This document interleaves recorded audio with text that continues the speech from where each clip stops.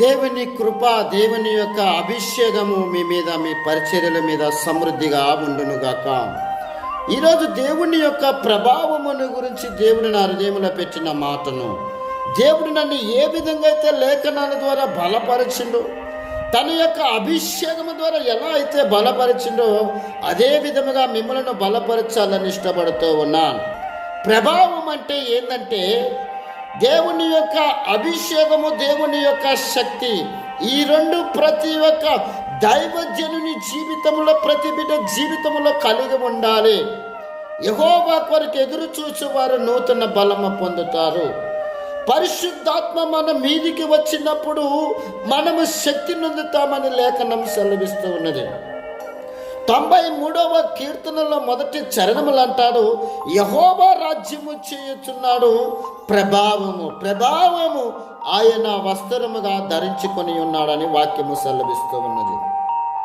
చూడండి, ఆయన ప్రభావమును వస్త్రముగా ధరించుకొని ఉన్నాడు కనుక ఆ యొక్క వస్త్రములు ఎలాగున్నదంటే ఒక ప్రభావముతో ఉన్నది కనుక, ప్రభావం ఏంటంటే అభిషేకమే.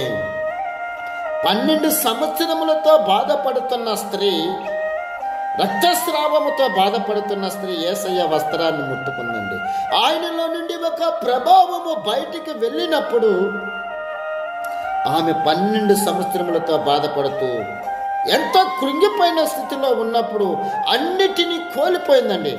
ఎప్పుడైతే యేసయ్యలో నుండి ప్రభావము ఆమెలోనికి వెళ్ళిందో స్వస్థత కలిగింది, సంతోషం వచ్చింది, సమాధానం వచ్చింది. అదే విధముగా మనం చూసినట్లయితే యెషయా దర్శనములో చూస్తూ ఉన్నాడు. 6వ అధ్యాయం యెషయా గ్రంథంలో చూసినట్లయితే ఆయన అంటాడు, ఆయన అత్యున్నతమైన సింహాసనముపై ఆసీనుడై ఉన్నాడని చూసినప్పుడు దేవాలయము నిండుకొని ఉన్నదంట ఆయన యొక్క చొక్కాయి అంచులు. ఆ ప్రభావముని ఎప్పుడైతే యెషయా ప్రవక్త చూసిండో అపవిత్రమైన పెదవులు గలవాడినయ్యా అంటూ ఉన్నాడు. ఆయన అపవిత్రమైన పెదవులు గలవాడని తెలుసుకున్నాడు. అంతేకాదండి, ఇశ్రాయేలీలో నుండి ప్రభావము బయటికి వెళ్ళిందని పీనహాసు యొక్క భార్య చెప్పింది. ఎందుకో తెలిసిన, దేవుని మందస్సం ఇశ్రాయేలీలో నుండి ఫిలిష్తీయులు పట్టుబడ్డప్పుడు ఫిలిష్తీయులు తీసుకొని వెళుతున్నప్పుడు ఏలి, పీనహాసు, ఓపిని వీళ్ళందరూ కూడా చనిపోతారు.